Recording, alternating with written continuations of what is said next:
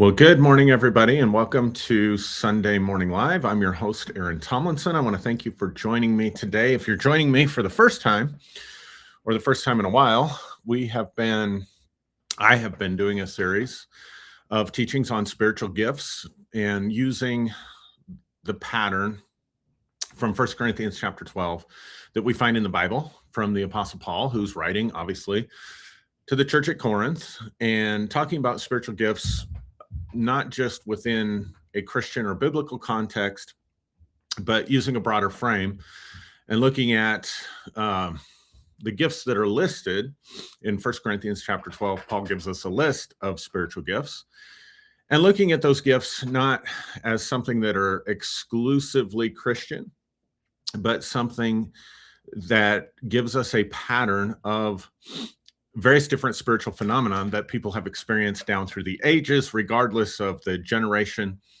time period, or the culture. So we're not looking at it from exclusively a biblical or Christian framework, but looking at it as a pattern. And part of the reason that I think it's good to do that is because it gives us an accessible pattern to look at. It gives us an accessible list. He lists a number of spiritual gifts in 1 Corinthians chapter 12. But also we understand that he's writing, and I've covered this in previous talks that I've done. He covers this list of spiritual gifts because none of this was new to the ancient world with the coming of Christianity to Corinth or the Holy Spirit into people's lives. All of these gifts that he lists are something that the people in Corinth and the culture of his day would have been very familiar with in different contexts. And so what he's trying to do is he's trying to straighten it out and explain it from his own Christian perspective. So we're looking at it, just to be super clear, we're looking at these gifts that are listed in 1 Corinthians chapter 12 as universal phenomena, regardless of your doctrinal beliefs, your faith in Christ, the coming of the Holy Spirit, and all of that.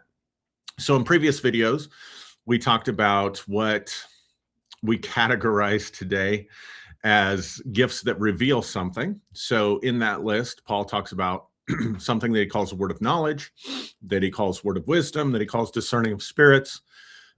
Those are revelatory gifts. They reveal information that you don't access or acquire any other way than by spiritual means. Thus, they are spiritual gifts. So it's not knowledge that you get from a book.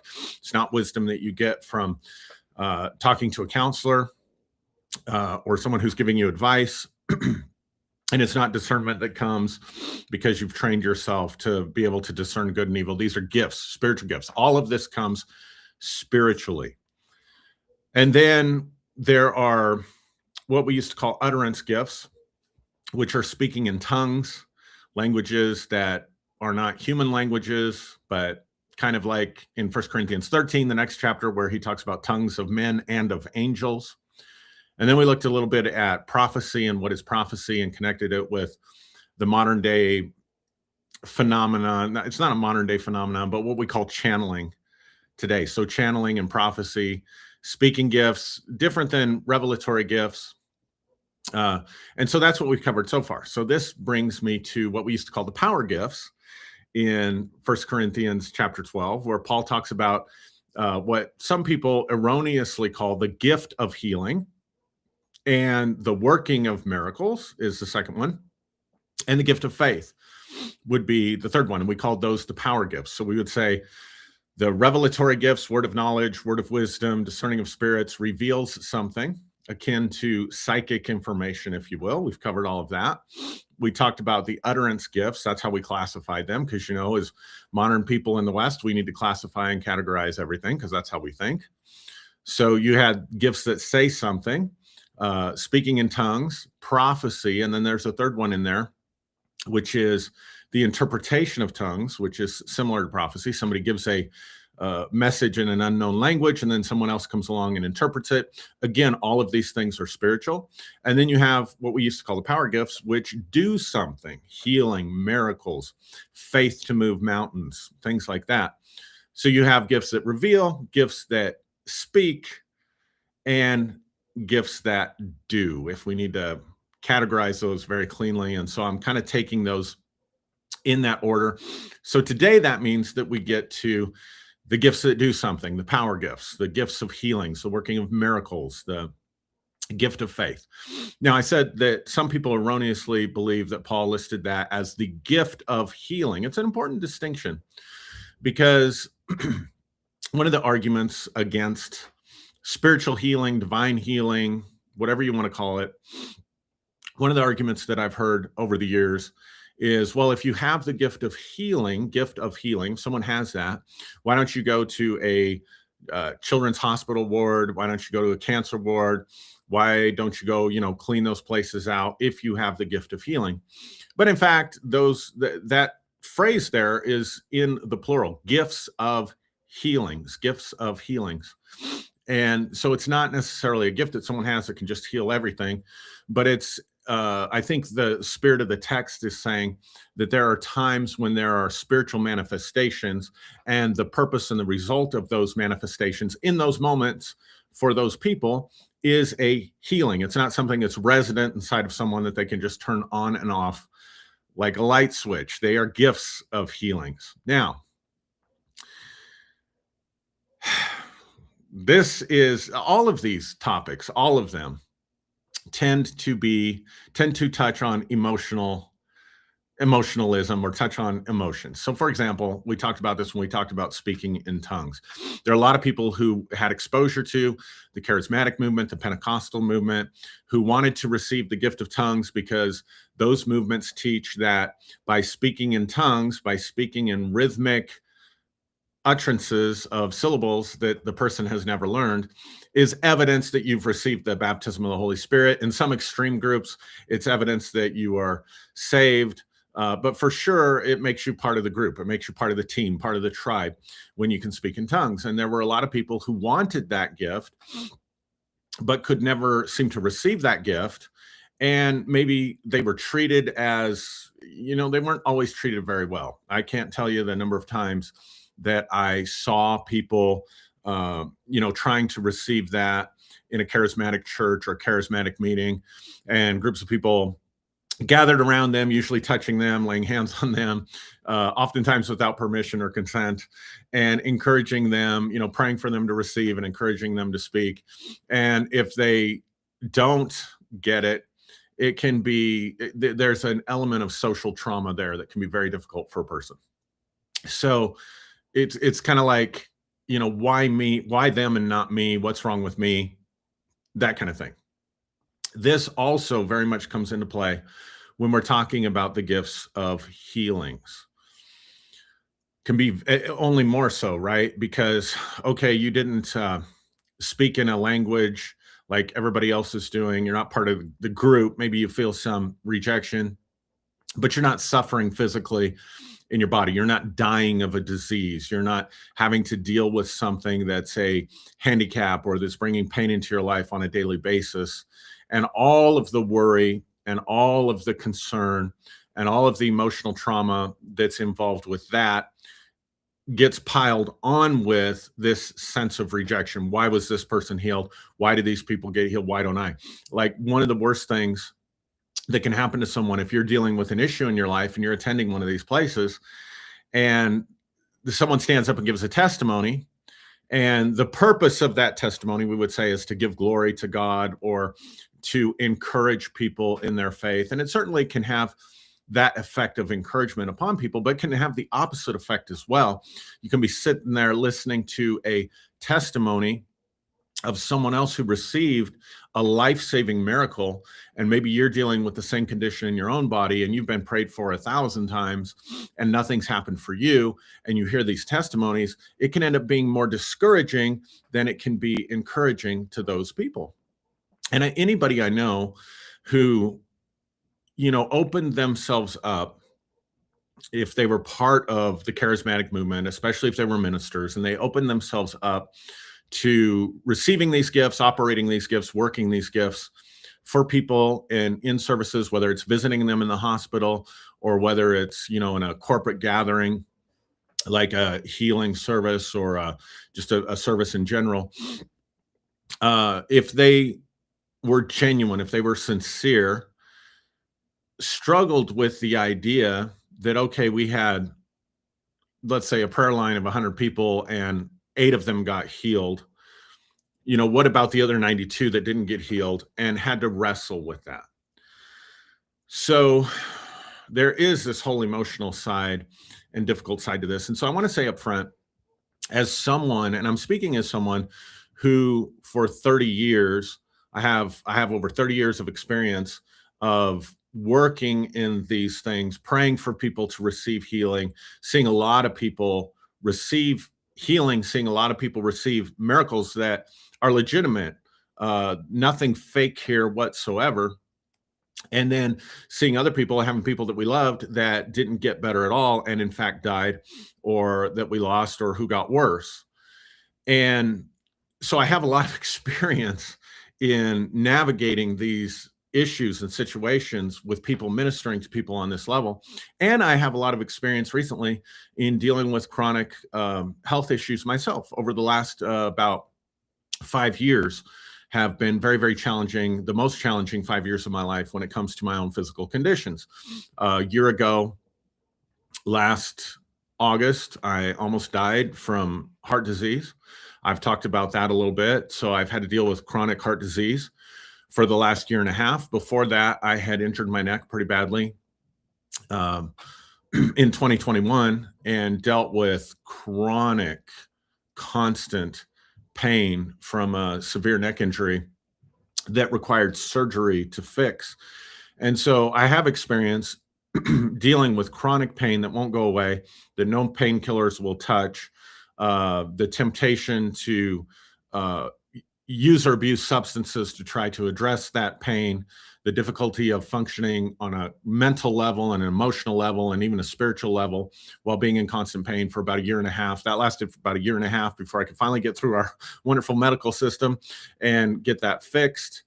And of course, I know a lot of stuff to try and to do and things like that. So I've dealt with the chronic pain issue that wouldn't go away, that had to be fixed surgically, dealt with really critical heart disease that essentially, the prognosis wasn't good, really came close to death, really, really close to death. So I have some personal experience with this stuff in terms of my own health journey and battles and things like that.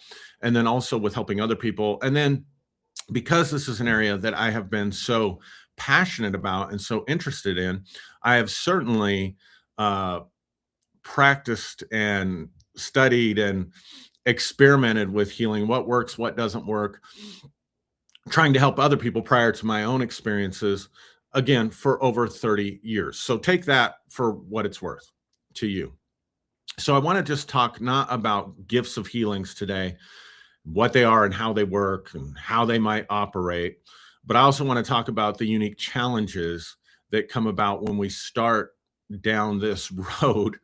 And really, there've been many times that I ask myself the question, is it worth it? Even wondering, do I want to do a video like this today? Because is it worth it? Because it's very difficult, especially in a culture that is very skeptical of this kind of thing, especially in a culture where we have seen people fake this kind of stuff.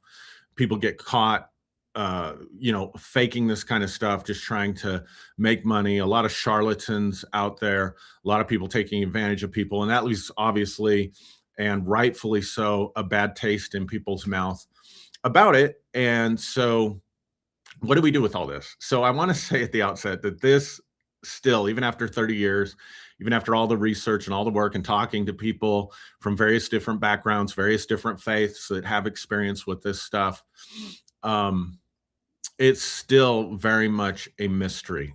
So there's a mysterious element to this. Now, the first question might be, is it real at all?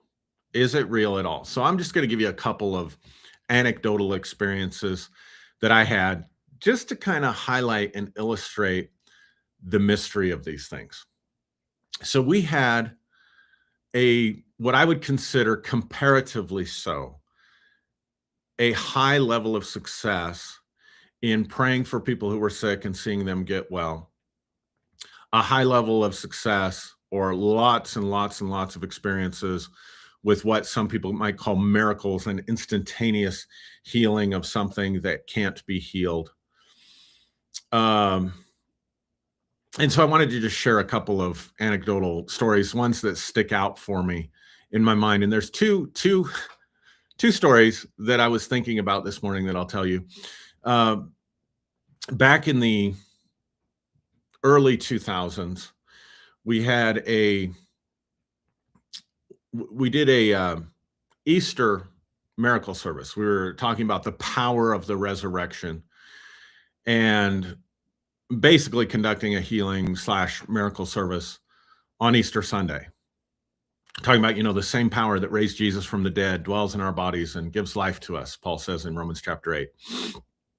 And we had a gentleman who had lived a pretty rough life, was a typical what we might call biker, member of a motorcycle club, and he was, I want to say, in his early 60s, but he had been dealing with very severe kidney failure and was on dialysis. He had the port in his arm where they would hook him up, and I think he'd go a number of times a week. I don't remember how often, but he would definitely go every few days and have his be hooked up to the dialysis machine, and his prognosis wasn't good. And so he came, he listened to what we were talking about, and he looked at someone uh, when we were opening it up for people who wanted to come receive, people who wanted to receive prayer, etc. And he looked at someone, he said, I'm going to go down and I'm going to receive a miracle. So he comes down the front. I do remember praying for him because he stood out because the way he was dressed, right? Being a biker. And something like what we would call back then the power of God hit him, and he was healed. He went back to the doctor, had his blood work done, was able to stop dialysis completely, and he became, what we used to say back then, on fire for this stuff. He became an evangelist of sorts, telling anybody that would listen about the miracle that he had received. He got very involved in the church. He was there every time the doors were open. He got involved in everything that we were doing. He brought lots of people into church. A lot of those people received miracles as well. And he lived like that. In other words, without dialysis. He since has transitioned. Again, this was back in the early 2000s, but he was an active member of our church and completely healed of that problem for years, several years. So here's somebody that really didn't know anything about religion, wasn't following or serving Jesus in any way, shape, or form, shows up in the church one time, goes down for prayer one time, and gets an instantaneous miracle. Now, on the flip side of that, I had a friend around this same time period. This would be, I think we met in around 2008, and he was a very gifted healer. This is somebody I knew well, somebody I had shared several meals with, had several intimate conversations with, would talk to probably about every week. We had him into our community and into our fellowship to minister a number of times. And he had just amazing stories, but amazing miracles, including one that my own father received. That when you're walking in community with people, it's different than like these traveling preachers or evangelists that go around and pray for people or give them prophetic words or whatever and then leave, and they don't do life with these people. He ministered to a number of people that we were doing life with. We knew their situations, knew their conditions, knew they'd been to the doctors, had been to the hospitals with them, who were completely miraculously healed in this guy's meetings. However, he had a very difficult time receiving anything for himself. I remember having a number of conversations with this individual where he was struggling with the fact that I can, minister to all these people I've never met, people on the streets, people in revival meetings, people in hospitals, and they will get healed. But he said, I don't think I've ever even been able to heal a cold or a headache or anything that is going on in my own personal body. And then years later, he developed chronic kidney disease, and he was doing all the stuff that we knew to do. He was believing, he was praying, he was still going out, he was acting as though he's healed. He's doing all the stuff that the faith preachers would tell someone to do, and yet his condition never improved. It got progressively worse until he also transitioned and crossed over.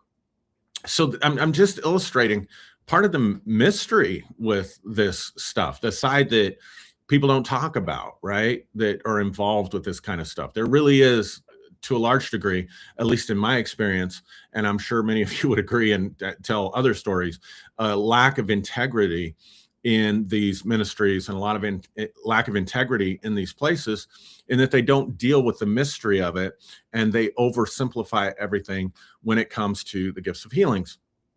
On another note, another situation I was thinking about was, I remember one particular service. It was a Sunday service, and on Sundays we had our children's church that was happening in another part of the building. It was actually happening in our downstairs. So the sanctuary where the adults met was upstairs, and the facilities that were able to accommodate the large number of kids that we had was downstairs. And I remember towards the end of the service, I had a word of knowledge. So again, a word of knowledge is a revelation of something, usually when connected to gifts of healings, condition that someone has that the Lord wants to heal or wants to touch in that service. And I remember just seeing a picture of a planter's wart in my mind. And so I said, there's someone here with a planter's wart. And, using the language that we had back then, the Lord wants to heal that. And nobody came forward. And that's why, it can be, this is where the integrity issues come in, right? Like, you can worry about that. So I just I guess I, missed it. We miss it occasionally, often, however, whatever. I didn't miss it very often. But this is one of those times where I just say, okay, this is what I saw, this is what I thought. But apparently, if there's no one here, then I missed it, owned it, right? Only to find out later, to receive a phone call, that there was a child that had been dealing with plantar's warts that was downstairs in the children's area, so not involved at all with the adult service, completely unaware of what was happening. Everybody in the children's church completely unaware of what was happening in the adult service. And she had plantar's warts on her feet. And when she got home, took off her sock, all the plantar's warts had fallen off in her socks. So there was someone there with plantar's warts, and they were healed. They just weren't in the adult service. They were in the children's service. But now here's the issue and the question, right? Because I'm sure we had people there in wheelchairs. I'm sure we had people there with, facing life-threatening conditions, because we frequently did. And yet, for whatever reason, what comes through with the gifts of healings that particular Sunday is about plantar's warts for someone that's not even in the service. We had a couple of people one time who were just sitting in a event. It wasn't even a healing service, but we would have these times where we would sense this presence that we called the Holy Spirit, that we called the anointing, that started moving on people just as they were sitting there.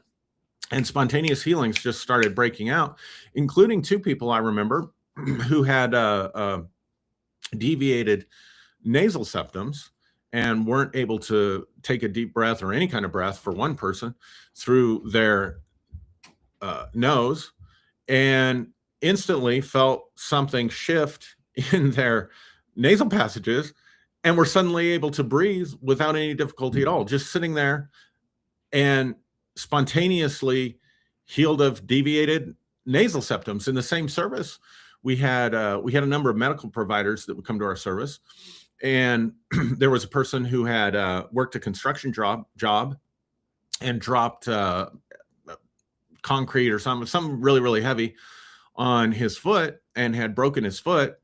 He had gone and had the x-rays done, and the medical provider, who's a nurse practitioner, drug him to our service that night and he was on crutches, and he was totally instantly healed. All the pain went away. He was able to walk, left his crutches. In fact, we had an area in our church where we had a collection. We didn't put them on display. We didn't try to exploit this kind of stuff, but we had a area in our church where we had crutches and wheelchairs and hearing aids and uh, needle syringes from people that got healed of various different stuff. I mean, we had all kinds of stuff. We had people delivered from addiction instantaneously who weren't even looking for it. And then at the same time, we had, an individual with a traumatic brain injury that would come every week and would, participate in the healing services that was never healed. We had a number of people with chronic diseases, including both of my parents, who, again, we did everything we needed to do for them. They weren't healed. So this is where that mystery element comes in. And I think it's a mystery to us, partly because of the way we think about these things. We think, well, it was just God's will, like God's just sitting up there. This is where the sky daddy part becomes a problem, right? Because we have this idea that there's this God in the sky who's meticulously managing every affair in everyone's life according to his will or its will. And so obviously it was this being's will to heal a child from the plantar warts, which is great. I'm not minimizing that. But for some reason, wasn't willing to heal people that had a greater level of suffering or even a greater level of desire, willing to heal person who, the first time they attend the church, but not willing to heal a person who had served them faithfully for decades from the exact same conditions. And then we try to answer these questions from theological positions or biblical positions, and we just end up making a mess. We end up getting ourselves into trouble with it. So that's why I'm highlighting the fact that it's gifts of healings and that these things have to be approached on a case-by-case basis. And I would encourage you, after doing this for 30 some years, to be very leery of anybody who has all the answers, who can tell you this is why and that's why, etc., and so on. At the same time, I want to encourage you that when properly handled, when properly managed, someone opening up to these possibilities of spiritual healing, of divine healing, of faith healing, somebody opening up to these, it can be life-saving for them in the sense that these are practices, when handled appropriately, when handled with integrity, don't really have any harm built into them. So you got nothing to lose by opening up to it, by trying it. That's one of the things. I was in the lowest place of deconstruction when I almost died from heart disease last year. Maybe not the lowest place, but I was pretty, it was significant. And when I realized the gravity of the situation that I was facing with my own health and my age, considering I'm very, very young to be having those types of issues and those types of problems, I had to go back to and say, okay, I remember things that work. I know what to do. I know what I would do in this situation. And that gave me hope when there wasn't a lot of hope with medical science. So before we proceed any further, I want to just say something about our medical system that we have today, because we tend to look at healing completely differently than they did in other times and in other cultures because of advances in medical science and medical technologies that we have today. And I want to just make a personal observation. I'm wondering if there's anyone out there that you ever had a medical procedure, specifically like a surgery or something, but it could be anything. It could even be a visit to your primary care physician, especially if they're a younger person, because of the way they were trained. That's not a slam on younger people. It's just the way the training, the way the system has evolved. Did you ever get the sense that you were in an assembly line? Like Surgery is an assembly line. Like, to a large degree, we've taken the industrial model of progress, things that gave us cars and airplanes and computers and cell phones, that kind of stuff. And we have either willfully as a society or unwillingly as a society kind of adopted the same sort of industrial, mechanistic, assembly line approach to medicine that's generally impersonal and very, like I said, mechanical. And I do think this is one of the problems. I think there are benefits to that, but I also think there are some problems with that. Did you ever feel like they were treating the paperwork or the record, treating the paperwork and not the person? So, for all the wonderful things that medical science can do, and again, I'm in no way opposed to any of this stuff. I think we need to take advantage of all of it. And I've said many times on here, if it hadn't been for big pharma, if it hadn't been for modern medical miracles, if it hadn't been for surgery, I'd still be in pain. And my life, I probably wouldn't even be here, because medical science, the immediate interventions for the acute condition that I was in, absolutely saved my life. Didn't heal me, but saved my life. So I'm in no way disparaging that. And I would never encourage anyone to stop taking their medication or to not pursue whatever medical treatments and interventions are available to them. But I also want you to have realization that the system's based on algorithms, it's based on studies. So there is a element where they are treating the paperwork and not the person. Holistic medicine, maybe you've heard the word holistic before. Holistic medicine looks at the entire person. So it looks at diet, mental and emotional health, relationships, and says all these things can be connected to a disease process or even injuries that are taking place in your life. Now, there's another camp that will come along, and they will explain away any kind of miracle or gifts of healings as not being spiritual at all, but simply being a byproduct of the placebo effect. The placebo effect, meaning if you believe you're going to get better, you're going to get better. And oftentimes, people will respond to talks like this on spiritual healing and say, well, that's just the placebo effect. That's just the power of suggestion.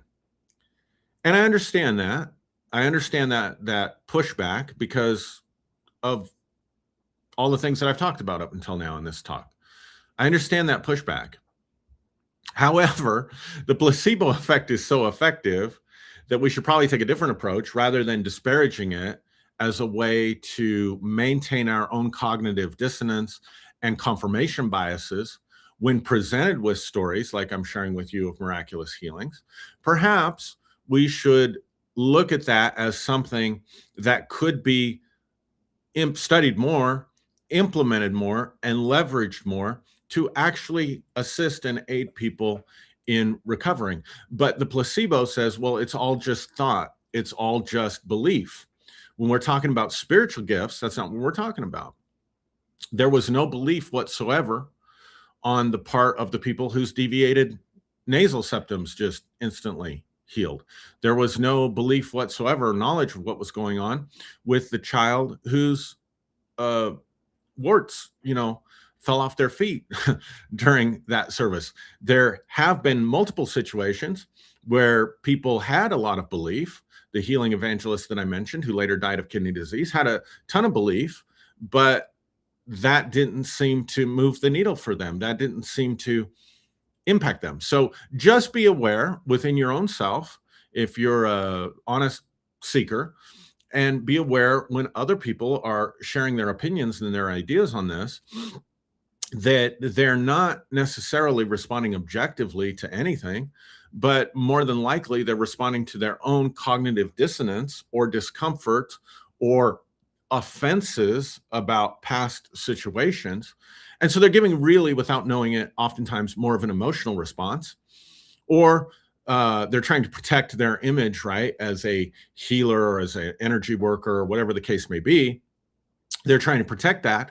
And so they're just giving you responses again to manage their own cognitive dissonance. And so that's one of the real problems, and why we can't have honest discussion and honest dialogue and even honest analysis of a lot of these things, because they are so emotionally loaded. There is so much that we're trying to manage within ourselves in terms of our own emotional comfort, protecting our own egos, managing our own cognitive dissonance and stuff like that. So just be aware of that. And that's why I'm saying that there's a real mystery to this stuff.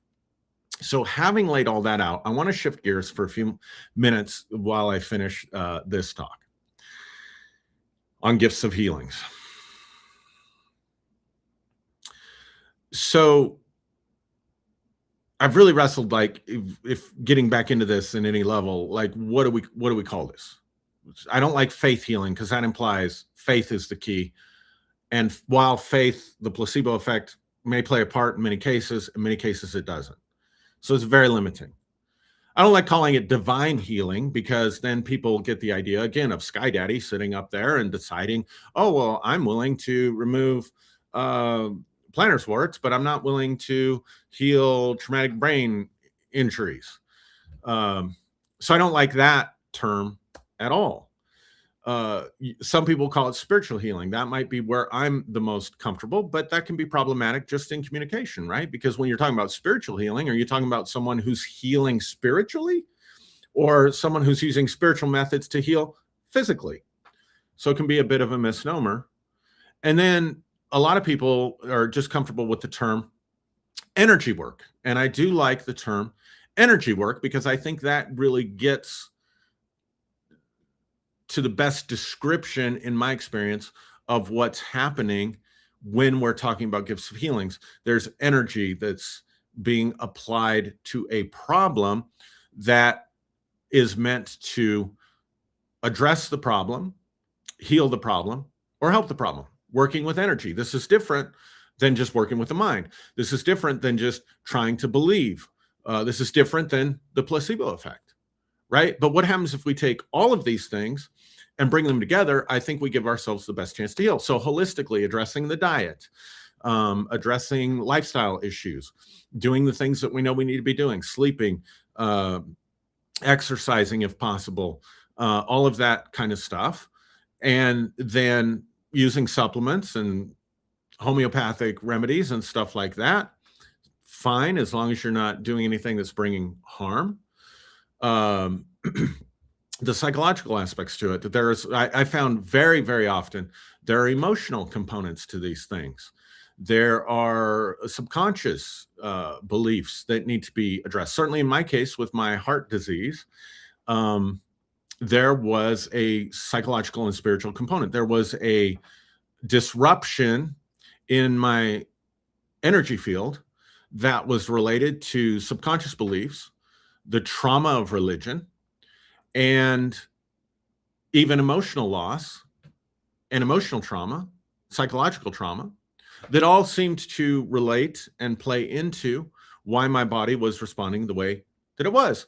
And so you can address the mechanical issues by addressing simply the physical problems, the acute issues, right, with physical medicine, and yet not get to the root of it if there's some trauma, some soul loss, or a disruption in the human biofield, energy that needs to be cleared away, belief systems that need to be addressed, that might all be contributing, relationship issues even, that might be contributing to the dis-ease that's manifesting itself in a physical way.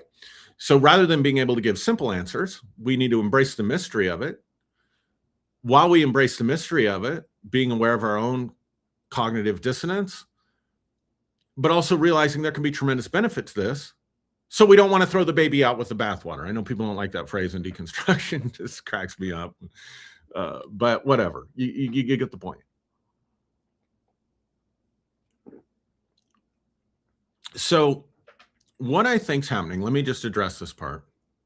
I think if we adjust our way of thinking about the world and the way we think about cause and effect, that this can be very helpful for us. So if you look at shaman, ancient and current, their method for addressing disease, illness, mental, emotional problems, etc., obviously is going to have nothing whatsoever to do with surgeries, medications in the sense of, created in the laboratory. There might be plant medicines and stuff like that. That would fall more into like herbal remedies for me.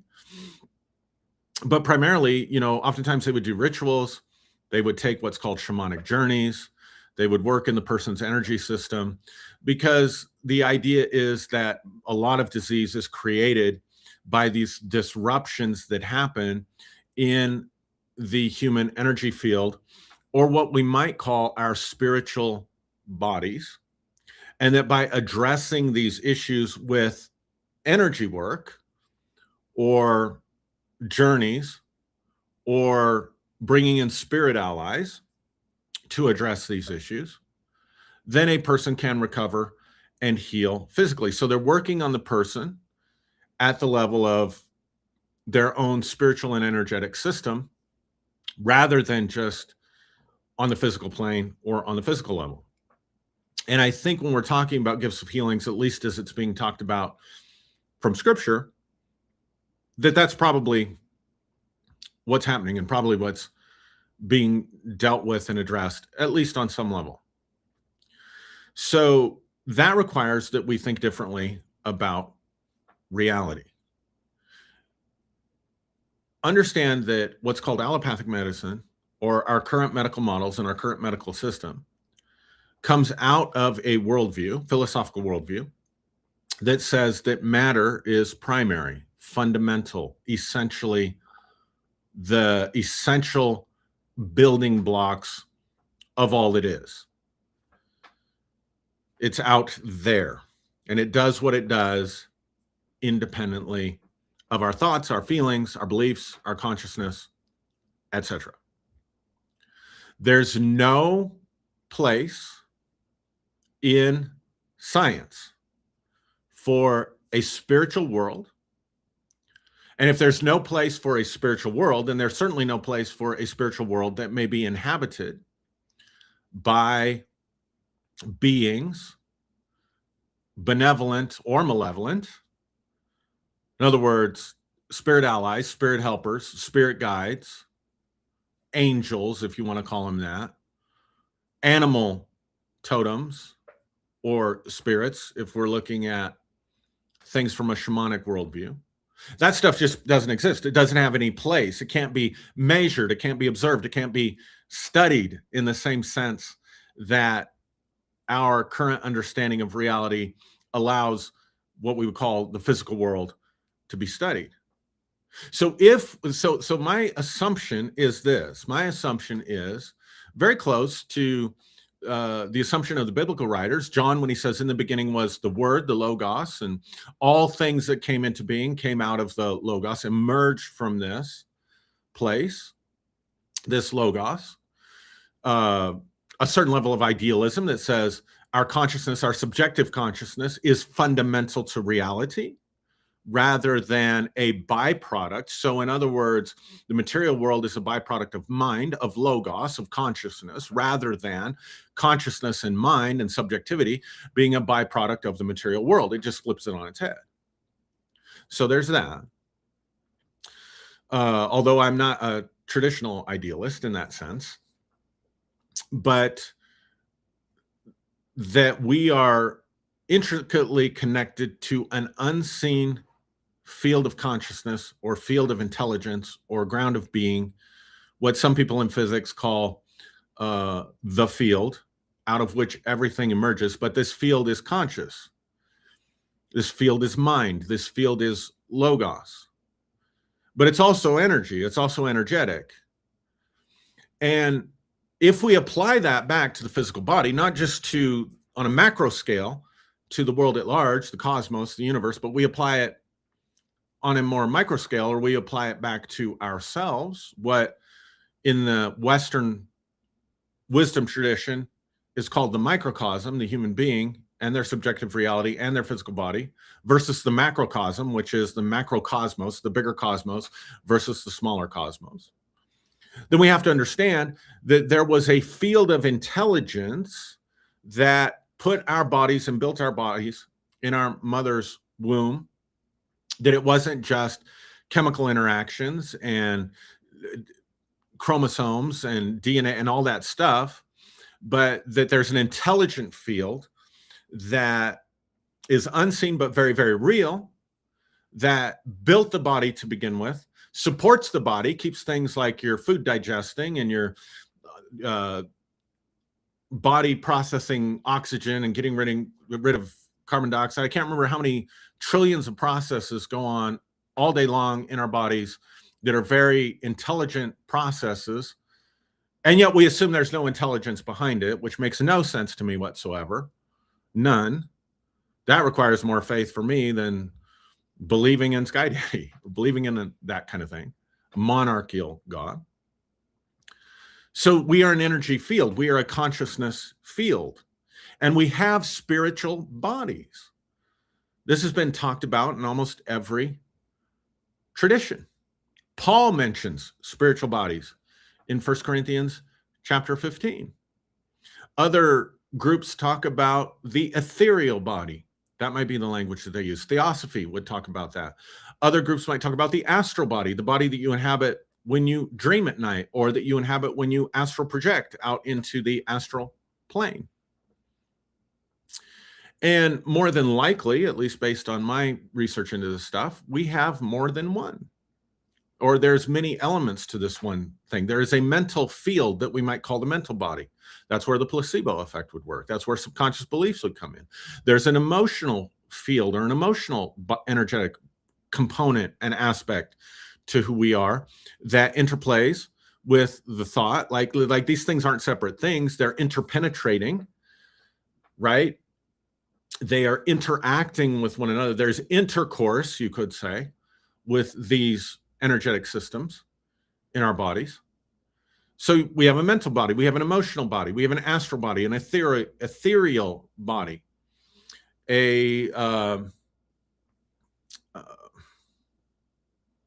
yeah. I mean, I think that makes the point. I want you to, it's not just mental and emotional though. That's just the ones that come to mind off the top of my head right now. Mental, emotional, ethereal, spiritual, an energy body, an energy system. All of this is intelligent. All of this is working together. And what I think Gifts of Healings describes is when there is, the only thing I would know to call it is a divine energy that reaches into and interacts with our system on an information exchange, energetic level, that when those adjustments take place, it extends its way out all the way through the rest of the system, resulting in, yes, mental healing, emotional healing, spiritual healing, and oftentimes physical healing. By the same token, there can be disruptions externally, energetically, that occur in this system. Soul loss, what the shamans would call soul loss, trauma, dissociation from trauma, can create a block or a loss of vital energy that eventually can show up. Stress is definitely an energetic response, absolutely 100% an energetic response. That's why we call it fight or flight. What do you need in order to fight? You need more energy. What do you need in order to run away? You need more energy. So when you move into a fight or flight phase, the sympathetic nervous system gets activated. Immediately, energy is being channeled into the physical body to help you fight or flight. Dr. Joe Dispenza says that part of our light body, that's another term that people use, light body, not part of our light body becomes matter, gets like our energy field becomes depleted when we go into fight or flight and turned into material and material energy, a focus of energy in the material world to survive whatever the threat is. But regardless, stress is 100% an energetic phenomenon. Otherwise, again, we wouldn't call it fight or flight. Like, it's just self-evident in the language. It's an energetic phenomenon. And there have been credible studies within just materialist scientific research that show that stress is a leading cause of disease and sickness in the body. So even that is an area where we recognize this energetic disruption that we call stress, chronic stress, long-term stress, can cause all kinds of issues in the stomach, in the heart, in the nervous system, in the brain. When you live under chronic stress, the brain swells. There's inflammation in the brain, and long-term inflammation results in damage. In fact, religion, monarchical religion, in other words, God as the monarch person in the sky that you have to please and obey and follow and believe and answer to, for some people can create so much stress. That belief system can create so much stress that it puts them in a constant fight or flight response. And if that goes on for years, the level of brain damage from religion, one researcher says, can be the equivalent to that many years of drug or alcohol abuse because of the damage that can occur in the brain. It can lead to dementia, all kinds of stuff. So what am I saying? I'm just trying to give you something to understand that there is an energetic component to disease. Why then can't there be an energetic component to healing? One of the things that we discovered early on was that people who were striving to believe, striving to be healed, trying too hard to believe, trying too hard to be healed, were more often than not the ones that never got healed. And if you were trying to administrate a gift of healing, if you were stressed, if you were trying too hard, if you were pushing too hard, trying to get God to do this or whatever, you were less effective. And so there is an element in my own experience of just being chilled out, playful, curious, relaxed. This allows for our energetic system to expand and open up. And when we can expand and open up, we can be more receptive. And that might be one of the answers, Again, I want to affirm mystery. I'm not giving you, platitudes here, but think about it. When a person is stressed, just simple body language, if you study just basic, you ever read a simple book or even watched a video on body language, all of our major life-giving organs, except for like the brain, exist here. So when a person closes off their body language, it tends to be a defensive posture. If they're open like this, they tend to feel safe. One of the first things I learned when I was learning self-defense from just some basic martial arts, right? Like if somebody approaches you in the street and you feel threatened, you can create a non-threatening fighting stance by, just keeping your hands up. Hey, I don't want trouble, but it's sort of a covert fighting stance. Or there's even somewhere you can cross your arms, but you're ready to quickly release them. You're covered, you're protected. People will do this naturally, right? So when you feel a threat, and think about it this way, if you're facing a potentially, especially a life-threatening condition or disease, that is a real threat. That is going to release a lot of stress hormones. If you have a belief system that says the only way for you to heal is to get this God in the sky that you've been trying to please, who thinks of you as a sinner, and try to persuade that God, and you're going to have to face that God at death, that can also be a perceived threat, right? So when we're trying too hard, I've got to make this happen, because if I don't make this happen, I'm going to die. If I don't make this happen, they're going to die. If I don't make this happen, there's going to be a lot of pain. That's automatically putting us in this sort of closed off response, which makes then the work being done at an energetic level that much more difficult and that much more complicated, right? Whereas if we can relax, if we can chill out, if we can be playful, if we can be curious, then we open up, and our energy system opens up as well. And an open energy system is much easier for the energy being released during gifts of healings to work in that arena. So one of the things that we learned was that when people came and they were trying too hard, we needed to get them to relax. We needed to get them to chill out. It's exactly a child down playing in children's church, very relaxed, very open, boom. People just sitting there in an event that's not focused around healing, very open, and energy of presence comes in. Now deviated nasal septums are healed, broken foot gets healed, etc., and so on. Joe Dispenza talks about these same things in his meetings about getting people into a relaxed, sort of playful, again, sort of curious state.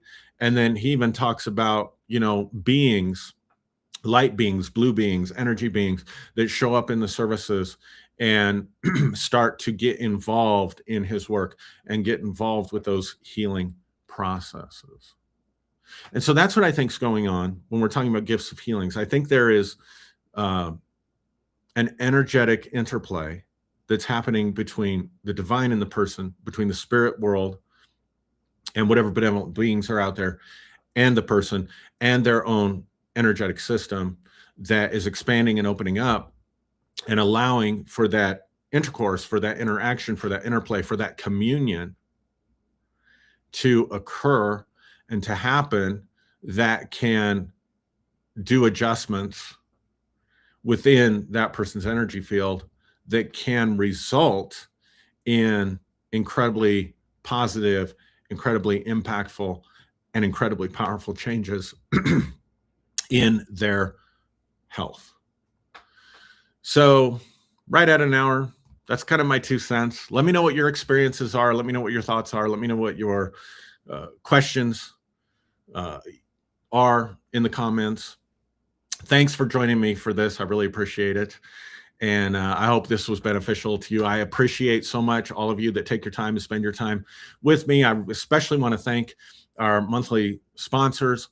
We've had some monthly sponsors, some monthly donors who have stepped up and have been faithfully contributing, and that has been so helpful.